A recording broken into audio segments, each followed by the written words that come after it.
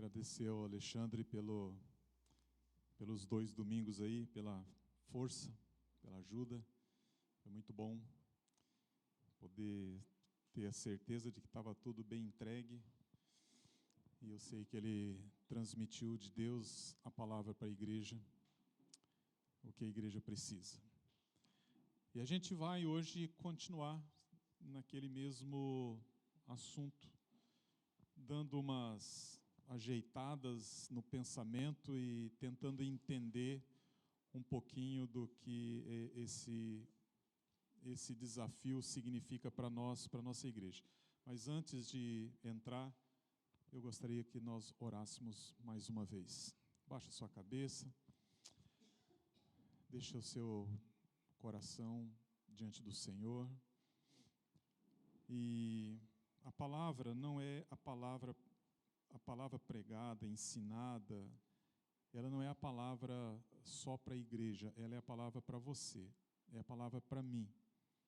Quando eu estou estudando, quando eu estou lendo, quando eu estou escrevendo, isso aqui começa a doer em mim, começa a me incomodar e começa a me desafiar também. Então, nem tudo que você ouve, você diz assim, tudo isso é para mim, mas certamente uma parte porque você é parte do corpo de Cristo. E quando Deus fala à igreja, Ele fala a todos. Então, nesse momento, é assim, não é para você orar, pedir a Deus para não endurecer seu coração. É para você orar e dizer para Deus assim, Deus, que o inimigo da minha alma não tire essa palavra que vai ser semeada. Só isso. Vamos orar. Papai do céu, obrigado por esta manhã linda que o Senhor nos dá aqui, pelo privilégio de juntos como igreja, como amigos, com o teu povo, a gente poder se reunir aqui e nesses próximos minutos, 40 minutos, 50 minutos, a gente poder abrir a palavra do Senhor e entender mais um pouco do significado, dos desafios, da mensagem do Senhor para cada um aqui. E a oração que queremos fazer agora é que o nosso coração não se endureça e que a palavra como semente jogada no solo da nossa mente, do nosso coração, não seja arrebatada por Satanás. Que ela fique e que ela germine e que ela cresça e ela produza frutos. Esta é a nossa oração agora, em nome de Jesus. Amém? Então vamos lá. Quero agradecer os nossos visitantes, que Deus abençoe vocês. Sejam bem-vindos entre nós nessa manhã. O recalcitrar, esse aqui é o assunto que nós estamos tratando já há algumas semanas. Essa palavra recalcitrar não é uma palavra que nós usamos diariamente, nós muitas vezes nem sabemos o significado, mas ela está relacionada a esse versículo aqui, ó. Lá em Atos capítulo 26, Paulo, dando um testemunho da conversão dele, ele fala assim, quando no dia que Jesus encontrou ele no caminho de Damasco, ele diz assim, e caindo nós por terra, ouvimos uma voz que me falava em língua hebraica dizia, Saulo, Saulo, por que me persegues? E aí a frase, dura coisa te é recalcitrar contra os aguilhões. Essa palavra Paulo enfatiza no sentido de que o Senhor Jesus, quando encontra ele, chamando ele para uma vida totalmente transformada daqui para frente. Obviamente ele não sabia que isso ia acontecer. Ele encontra o Paulo ou Saulo dessa forma aqui, ó. Essa palavra você não tinha visto ainda. Boi teimoso. Quem já trabalhou aqui na pecuária ou já criou animal, provavelmente vai entender melhor esse boi teimoso. Naqueles dias, naqueles dias, era muito comum as pessoas que tinham terras, eles terem animais para arar a terra. E um dos animais usados para arar a terra era um boi. E o boi, quando ele era colocado para arar, ele tinha tendência, porque não era um boi de raça, tá? Não era um boi geneticamente, sabe, trabalhado. Era um boi bruto, tosco, teimoso. Então, ele tinha que seguir em linha reta, e qual a tendência dele? Fazer a sua própria vontade. Então, ele quer ir ou ora para a direita, ora para a esquerda.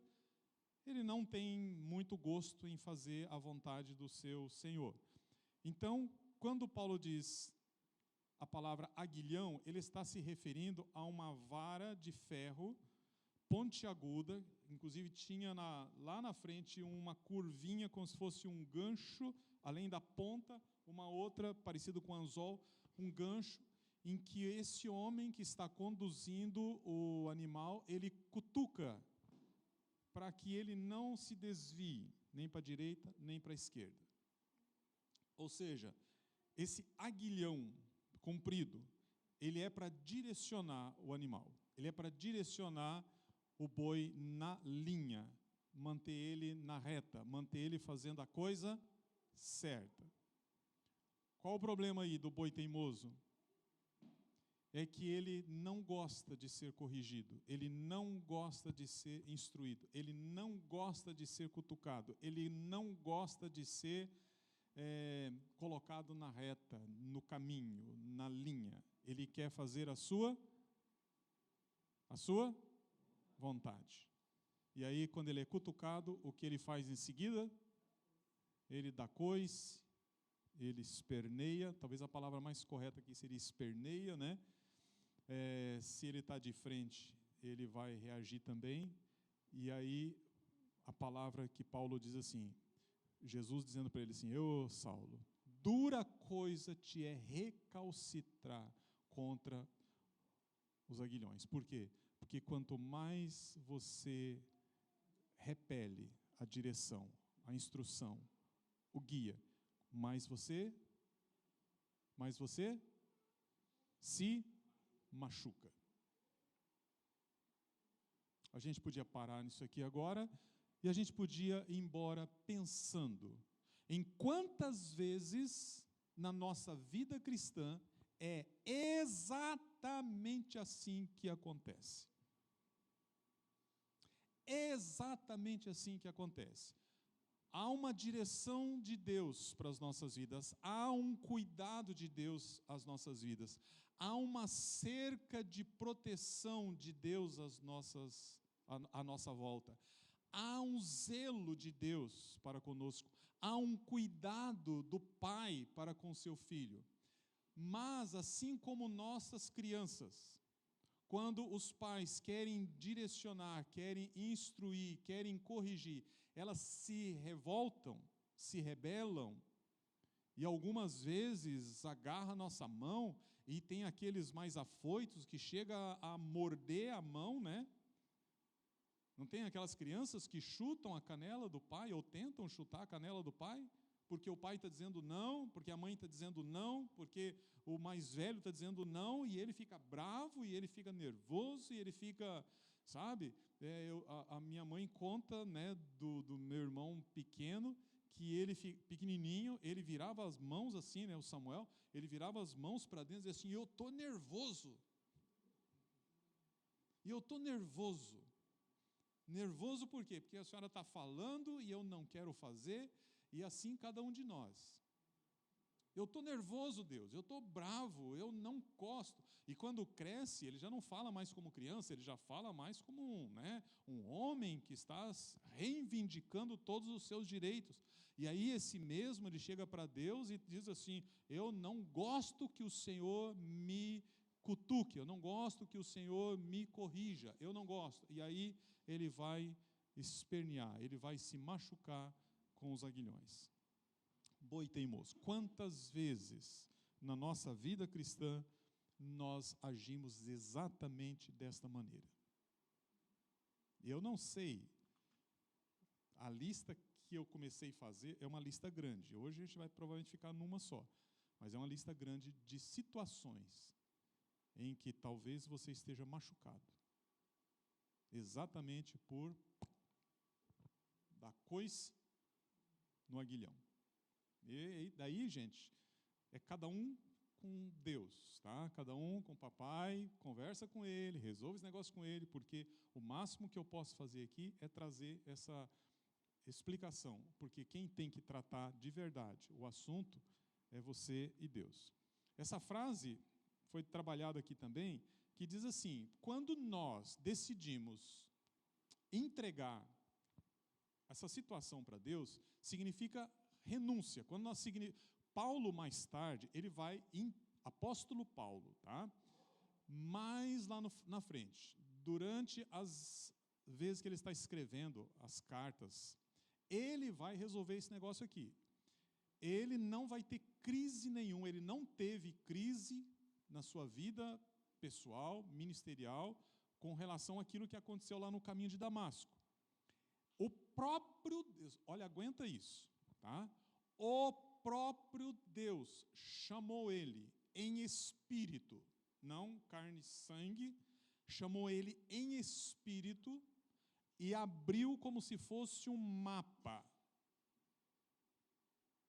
Mostrou a ele algo que nenhum dos profetas, nenhum dos pais da igreja, nenhum dos profetas, nenhum dos patriarcas, nenhum dos antigos, nenhum daqueles tipo Moisés, que teve uma intimidade grande com Deus, Elias, que teve intimidade grande com Deus, Noé, que teve intimidade com Deus, Enoque, que teve intimidade com Deus, nenhum daqueles homens mencionados no Antigo Testamento, nenhum dos sacerdotes ou do sumo sacerdote que trabalhavam diretamente na parte santíssima do ministério de Israel, nenhum deles entenderam, compreenderam, explicaram aquilo que Deus foi mostrar para Paulo. Depois da conversão de Paulo, ele diz que conhecia um homem, ele se referindo a ele próprio, que no corpo ou fora do corpo, não sei, foi chamado ao terceiro céu, à presença de Deus, e lá viu e ouviu coisas inefáveis, que aos homens não podem ser ditas. Por isso, não está escrito isso em detalhes. Por quê? Paulo está impedido de dizer aquilo que ele ouviu e viu de Deus, ele nem consegue pronunciar essas coisas. Mas o que ele viu? Planos de Deus, inclusive a igreja. Ou principalmente a igreja. Porque Paulo foi chamado para levar a pregação da igreja para os não-judeus. Sendo ele um judeu e com cidadania gentílica, ele tinha essa autoridade. Então, quem vai tratar esse período chamado igreja, ou período da graça, quem vai tratar isso de forma perfeita é Paulo. E nas cartas, quando ele está escrevendo, ele está ministrando às igrejas em todos os lugares, inclusive aquelas que ele fundou. E lá ele vai falar sobre essa questão da renúncia. Ele vai falar assim: olha, para mim, hoje tanto faz viver ou morrer. Não há mais diferença. Alguém aqui quer morrer hoje?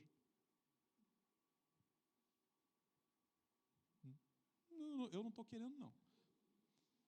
Outro dia eu estava falando para uma irmã, assim, ela perguntou: pastor, fala, Daniel, né? Fala lá como é que é a sua igreja. Eu disse: uma igreja legal, eu gosto muito dela. Como que é? Eu falar para a senhora assim, do jeito que eu falo para o pessoal lá, que eu gosto tanto deles, que quando eu morrer, eu vou querer levar eles comigo. Ela: como é que é? Eu gosto tanto deles, quando eu morrer, eu vou querer levar todo mundo comigo. Ela deu risada, ela entendeu. Vamos junto? Ó, gente, e olha. E vocês sabem que a coisa andou, vocês sabem que a coisa andou dando uma mudada esses tempos atrás aí, né? Só para atualizar aí, para quem eu não falei ainda, fiz lá a biópsia e tal, direitinho, apareceu lá os negócios, já tem a explicação do que é, então, para quem vai perguntar depois, já vou adiantar, chama-se hepatite autoimune. Tá? Não tem cura, humanamente falando, mas tem remédio para tomar o resto da vida, Então, daqui para frente, é comprar remédio e tomar remédio e orar. A gente ora 3 vezes, Senhor, faz. Paulo orou 3 vezes, tira esse espinho da carne. Se Deus não tirar na 4ª vez, aí deixa com ele, que daí é o tempo dele.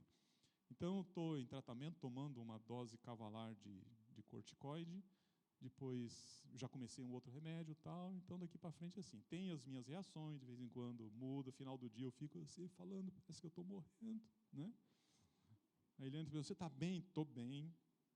Então, assim, passou lá atrás, assim, meio assim, vocês estavam, já tinha gente olhando lá do céu para vocês, assim, né?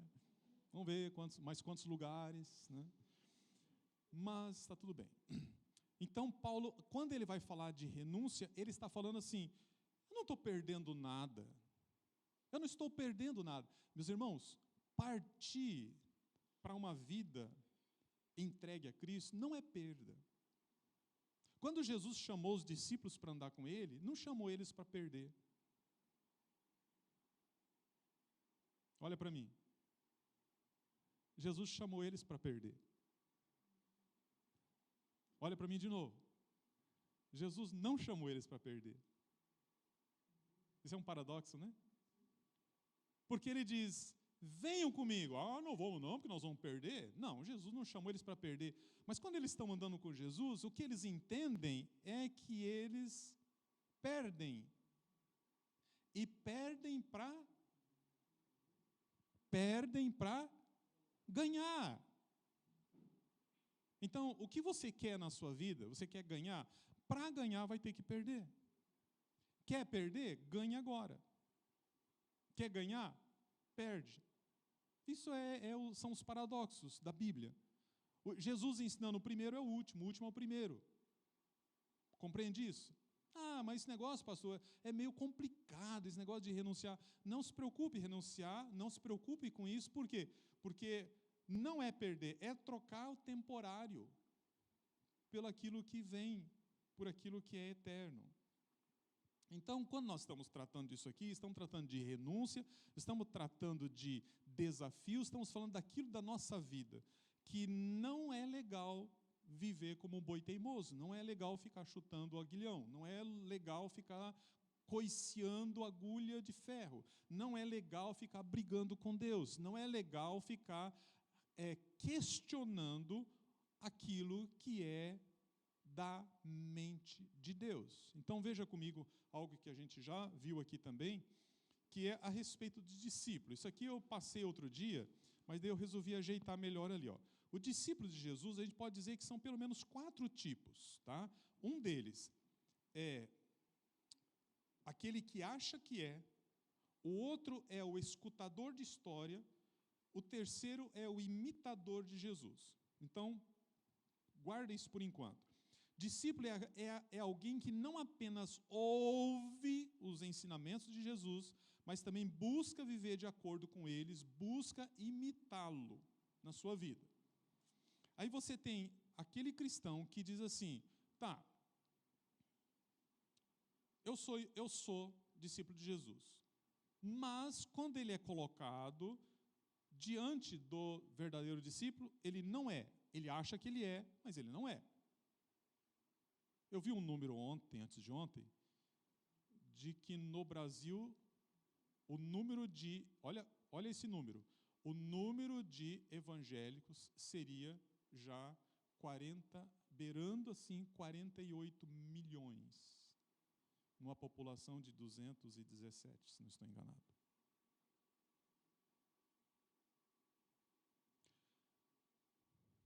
Gente, igrejas evangélicas, igrejas de uma forma geral, o país nosso está forrado, norte a sul. De palavras, o que eu ouvi nas últimas semanas, a palavra assim, Deus abençoe. Você compra um pacotinho de bala no semáforo, Deus abençoe. Você compra uma camisa numa loja, Deus abençoe. Você sai do caixa do supermercado, o caixa diz, Deus abençoe. Você sai de um restaurante, Deus abençoe. Quem está falando isso são as pessoas. eu sempre ouvi isso, mas nunca como hoje. O número de pessoas que estão usando essa frase, alguns, obviamente, usam por costume, mas tem aqueles que são pessoas realmente que querem que você saia dali em paz. O número de adesivos mencionando alguma coisa a respeito de fé, você vê constantemente. O que você recebe na mídia social a respeito de mensagens é um número enorme. Então você diz, o número de cristãos de fato aumentou? Eu creio que sim. Quase 50 milhões? Duvido. Agora, o que Jesus está procurando não são aqueles que professam que são cristãos evangélicos ou cristãos católicos. Não são esses que Jesus está buscando. Não são esses que o céu está buscando. Não adianta ter um templo lotado de pessoas dizendo assim, eu sou cristão católico, eu sou cristão evangélico, eu sou cristão, se não é discípulo. Porque quando Jesus estava ministrando àquelas pessoas há 2000 anos atrás, tinha os seus discípulos e tinha uma multidão que vivia observando ele. E se você perguntasse para aquelas pessoas que estão lá atrás da multidão, você gosta do rabino ali, do Jesus? Gosto. Você daria um falso testemunho contra ele? Não. Você acha legal o que ele anda fazendo? Sim. Você levaria ele para um lanche lá na sua casa? Sim, se ele aceitar, eu levo. Em outras palavras, você gosta mesmo dele? Gosto. Se ele chamar você para morrer com ele, você vai? Ah, mas também não força, né? Estão entendendo? É isso, meus irmãos. Discípulo de Jesus é aquele que faz o que o mestre faz. E o mestre morre, e o discípulo morre também. O mestre ressuscita, o discípulo ressuscita também. O mestre sofre, o discípulo sofre também. O mestre estabelece um reino, os seus discípulos estabelecem um reino também. O mestre tem poder, seus discípulos têm poder. O mestre faz milagre, seus discípulos fazem milagre. O mestre vai dormir com fome, seus discípulos vão dormir com fome.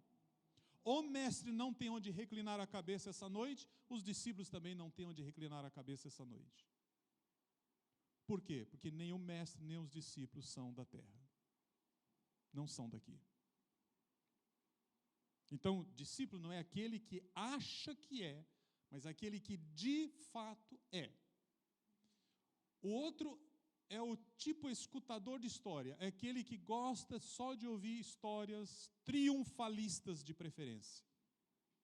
Tudo aquilo que fala de grandezas, de coisas enormes, de milagres, de luz azul, de transformações, ouve testemunhos, contam testemunhos, mas eles próprios, nada, não tem aderência alguma com nada dessas coisas que eles ouvem. Nem são parte do testemunho, nem se edificam com os testemunhos. Por quê? Porque são histórias. São capazes de falar disso, são capazes de reproduzir, são capazes. Gente, são capazes de contar o testemunho de alguém, mas nunca o seu verdadeiro testemunho.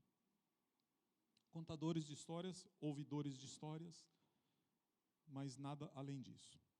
E o terceiro é o imitador de Jesus. Ah, sim, agora nós estamos falando daqueles que, como eu disse agora há pouco, de fato são imitadores de Jesus. Então, repetindo, o imitador, aquele que acha que é, e o escutador de história. Quero que você veja aqui, ó. Jesus lá em Lucas diz, da mesma forma, qualquer de vocês que não renunciar a tudo que possui, não pode ser meu discípulo. Sou eu que escrevi isso aqui, viu? Não foi eu que escrevi. Não foi eu que falei. Não é a Igreja Batista que estabeleceu isso.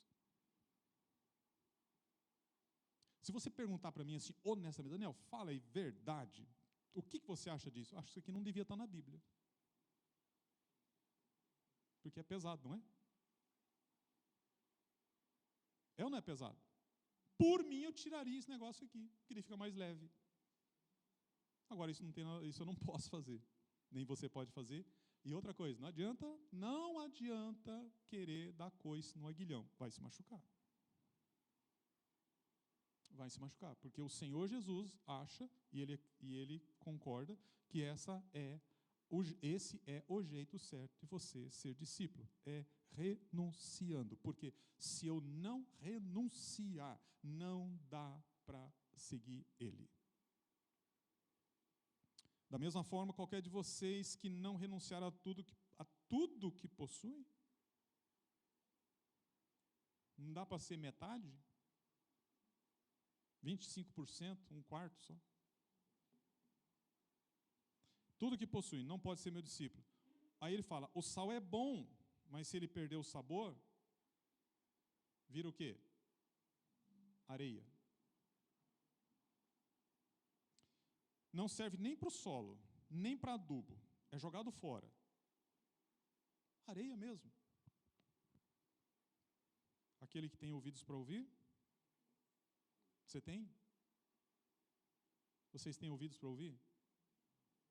Estão ouvindo? Alguém arrancou do seu coração o que foi falado até agora, nesses 25 minutos? Está aí ainda a palavra? Pastor, eu não acho esse negócio assim, que isso casa muito com o jeito que eu penso. Eu acho que Deus, de novo, meus queridos, está lá, Deus falando para você, falando para mim, falando para a igreja, os meus pensamentos não são os seus pensamentos. Nem os seus caminhos são os meus caminhos.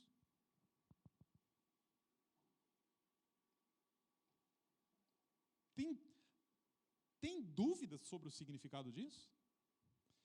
Assim como os céus são mais altos do que a terra, também os meus caminhos são mais altos do que os seus caminhos e os meus pensamentos mais altos do que os seus pensamentos. Então aqui, pensamento, caminho, esse negócio, o de Deus está lá em cima, num padrão elevado. E Ele não está dizendo para nós, me entenda, vocês têm que me entender. Ele não está dizendo isso, porque nós nunca vamos entender plenamente os propósitos eternos de Deus. Então não é uma questão de entender. Eu só entendo. Tem uma escola filosófica chamada logosofia. E uma das características deles é assim, há prazer no conhecimento. Daí tem uma frase que eles colocam assim, o que você sente quando aprende algo novo? O que você sente quando aprende algo novo? Porque é a partir desse sentimento que começa um tratado filosófico relacionado a prazer da vida conectada com Deus, que não conecta com Deus, porque ninguém se conecta com Deus desta maneira. Agora eu posso dizer para você assim, a gente nunca vai entender Deus, mas há uma coisa interessante, quando eu decido que eu não vou ser boi teimoso, não vou lutar contra os pensamentos de Deus, os caminhos de Deus, a vida começa a ganhar sentido quando se fala de andar com Ele como um discípulo dEle. Fora isso, eu quero fazer discípulos para mim. Eu quero ser mestre. Eu quero dizer o que tem que ser feito. Mas se for o contrário, a primeira questão que eu vou tratar, eu quero ser discípulo de Jesus, em vez de querer fazer discípulo para mim. Porque aquele que é discípulo de Jesus também vai fazer discípulo, nunca para si, mas vai fazer discípulo para Ele mesmo. Amém? Estão entendendo? Alguma questão aqui que você está... Não?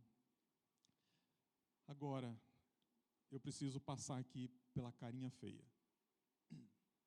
Esse é o problemático. E eles estão aqui, viu?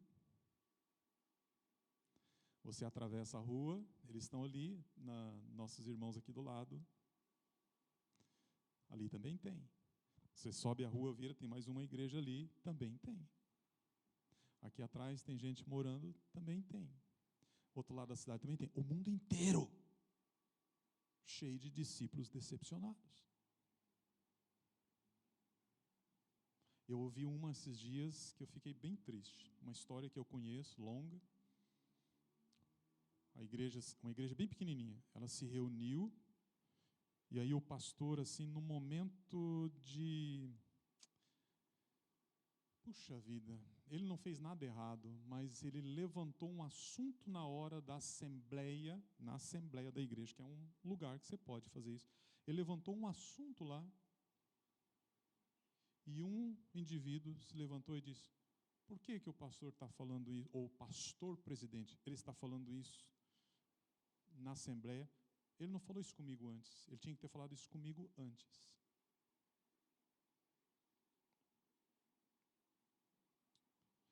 Meus irmãos, sabe o que esse indivíduo fez? Agora eu vou falar desse indivíduo. Esse indivíduo deve ter os seus 30 e poucos anos, nasceu dentro desta igreja.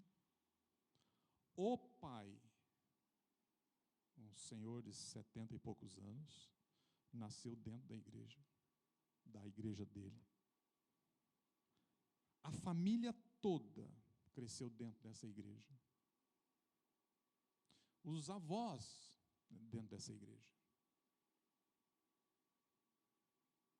E aquele homem, ele se levantou na hora da assembleia, olhou para os outros da família e disse: vamos embora daqui. 6 pessoas se levantaram na hora da assembleia e saíram. Foram embora e não voltaram mais. Décadas de história dentro de uma igreja. E por causa de um assunto que o pastor levantou numa assembleia, nada a ver com culto, nada a ver com doutrina, um assunto que não é, se você está pensando, não, uma bobagem. O pastor está chorando até hoje. Aí você olha assim, como é possível isso? Como é possível uma coisa dessa? Você está falando de um grupo de 100, 200, 1000 pessoas, é uma coisa, está falando de um grupo de 20 pessoas, sai 6 de uma vez. Como é possível? É possível por causa disso aqui, ó.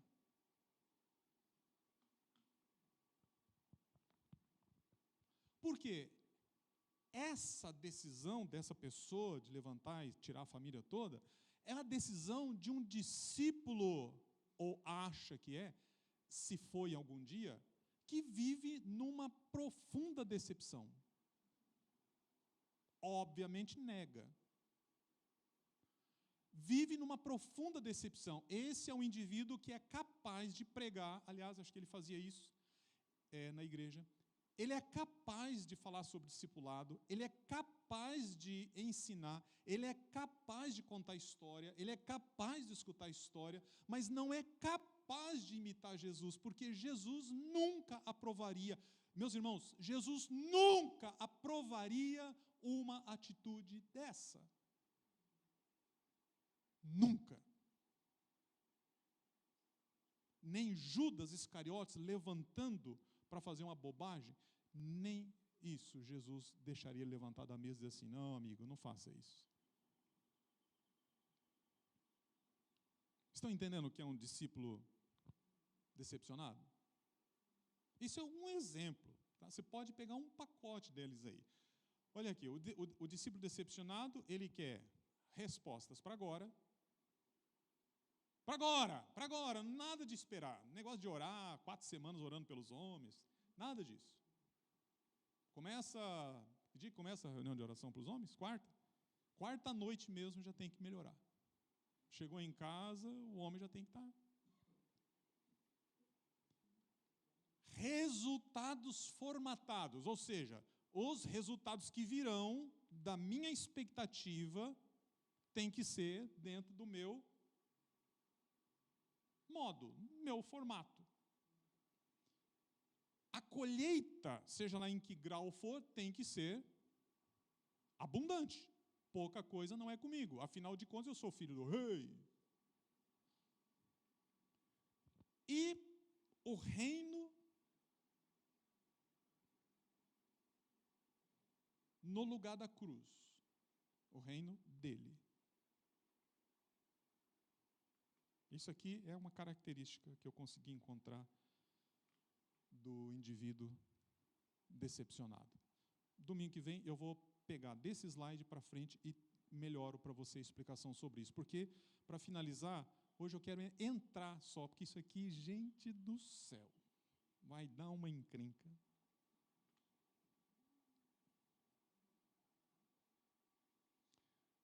Vai mexer com você. Você vai lembrar de mim a semana inteira.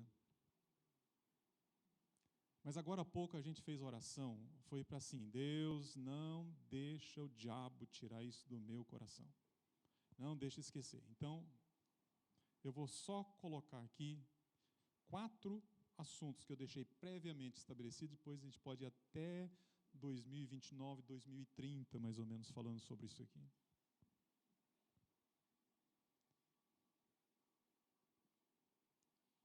Alguns desafios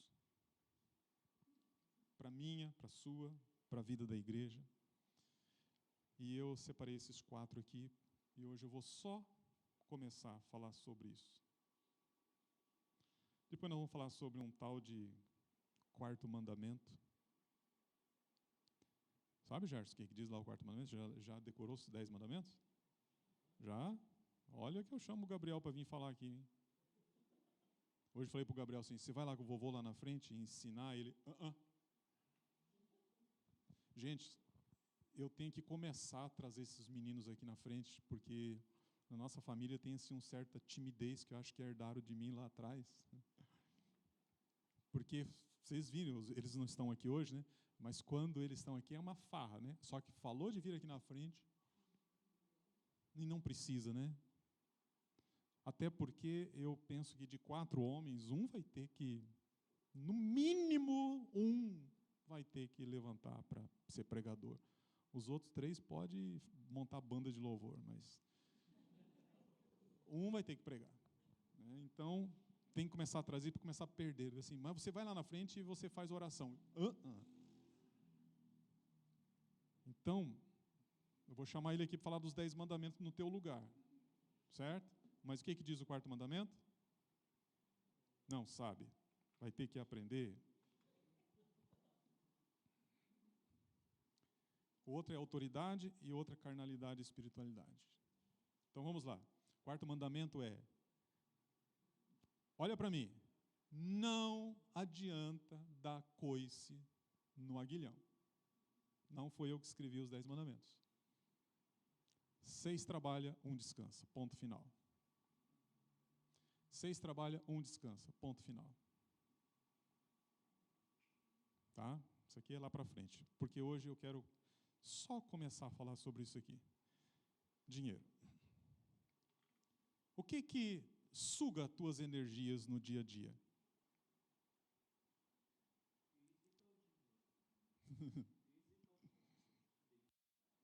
Conta que tem que pagar, né?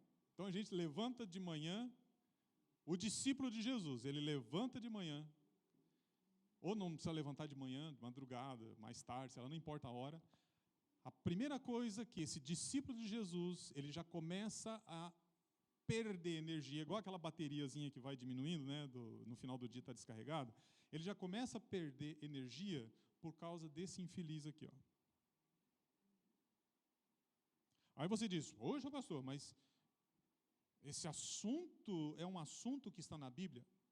Meus irmãos, a Bíblia fala mais sobre dinheiro do que sobre o inferno. Ah, mas esse assunto é um assunto sujo. Onde você aprendeu isso? Porque você vive num país que às vezes o assunto dinheiro é complicado? O assunto dinheiro é corrupção? É isso? Aí quando se trata de dinheiro, você já pensa em algo que corrompe? Dinheiro na Bíblia é um assunto altamente espiritual. Estão ouvindo? Pois é. Vocês estão entendendo? Dinheiro na Bíblia é um assunto altamente espiritual. E isso aqui atrapalha a vida de muitos discípulos de Jesus. Atrapalha demais. Demais. O dinheiro em si, como tem lá escrito em Timóteo 6,10, o amor ao dinheiro é a raiz de toda espécie de males. Então, já explicou aqui, o dinheiro não é mal. Certo? Gente, guarda isso no coração. Dinheiro em si não é mal. Não é mal. O próprio Paulo falando disso, ele diz, mas o amor a ele é a raiz de toda espécie de males.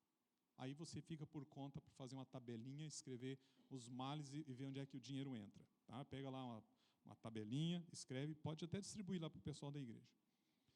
Aí nessa cobiça, diz aqui, e nessa cobiça, porque se tem amor, tem cobiça, nessa cobiça, alguns se desviaram da fé. Vamos falar sobre fé na igreja, vamos falar sobre fé.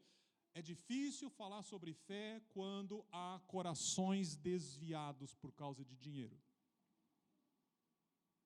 Vamos orar sobre fé, vamos falar sobre fé. Fé não para nós, fé a favor do outro. Como vamos tratar o assunto de fé se tem corações desviados por causa de bens materiais? Estão percebendo o buraco? Estão percebendo o indivíduo no oceano agitado e ele nas águas tentando chegar na praia? Se debatendo, nadando, e a cada vez que ele dá uma abraçada, ele vai perdendo energia, e vai perdendo. Está percebendo esse cristão lá em alto mar, tentando sobreviver? Fazendo oração de fé, fazendo declaração de fé, dizendo, Deus, o Senhor é grande, Deus, o Senhor é poderoso, Deus, faça com que eu fique em pé sobre as águas, igual Pedro. Eu não quero afundar. Ele está falando de fé, ele quer milagre, ele quer sobreviver, ele quer chegar na praia e contar a história que ele andou sobre as águas. Só que o coração dele já se desviou por causa de dinheiro, ou por causa do amor ao dinheiro. Ele foi esgotado nas suas energias por causa do assunto dinheiro. Então o versículo diz, alguns se desviaram da fé e se traspassaram a si mesmo. Gente, depois você lê esses versículos lá, tá? Eu não coloquei aqui na tela. Semana que vem acho que eu vou colocar. 1 Timóteo 6,10. Termina assim, e se traspassaram a si mesmo com muitas dores. Onde é que nós falamos de dores agora há pouco? Quem é que está machucado? Quem é que está ferido? O boi teimoso.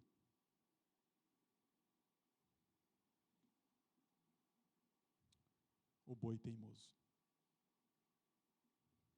Entrou no assunto dinheiro, eu sangro, eu me arrebento. Aí alguém diz: se você continuar fazendo isso, você vai perder suas pernas, porque elas vão ser amputadas daqui a pouco. E ele vai dizer assim: não tem problema, da perna para baixo, desde que fica o bolso.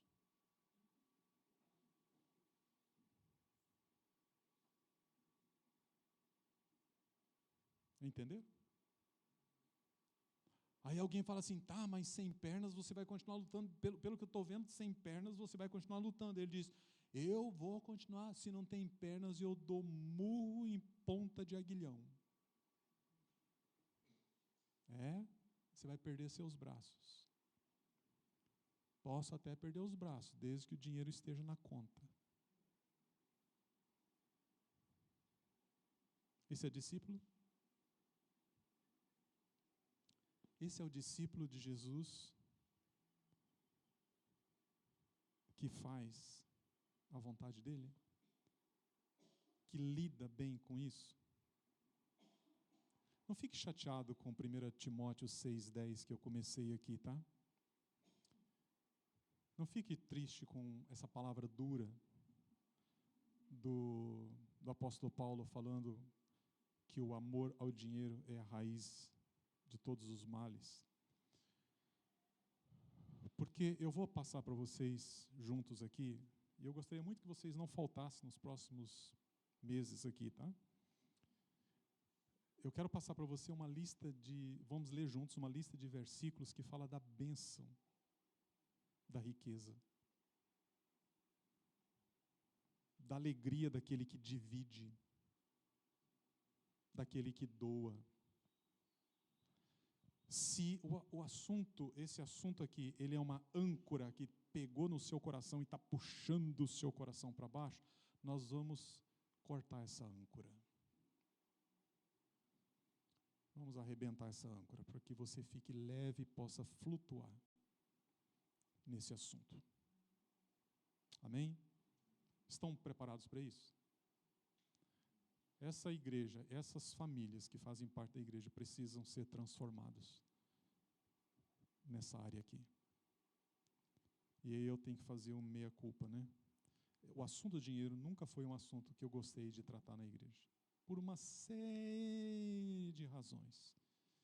E reconheço que o fato de não trazer isso aqui com mais insistência, eu estou falando do assunto da maneira de Jesus, não da maneira dos homens. Pelo fato da gente não tratar isso da maneira correta, a igreja padece. Então nós vamos lidar com isso, em nome de Jesus. E as outras áreas da sua vida? Hoje a gente está andando aqui, tá? Mas talvez seja uma área aqui, pastor, eu não vi ali nos 4 que você começou, eu não vi o meu problema. Você colocou lá dinheiro, o 4º mandamento, autoridade, carnalidade, espiritualidade, mas tem um assunto meu aí, ó, que eu estou dando coice faz tempo. Talvez ele apareça nas próximas listas, mas se ele não apareceu, olha para mim agora.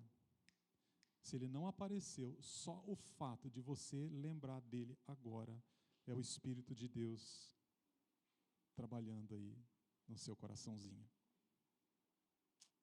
Não é? Pai, obrigado pela palavra do Senhor, obrigado pelo Espírito do Senhor, obrigado pela vida dos meus irmãos, amigos desta igreja. Obrigado porque eu sei que o Teu Espírito vai continuar trabalhando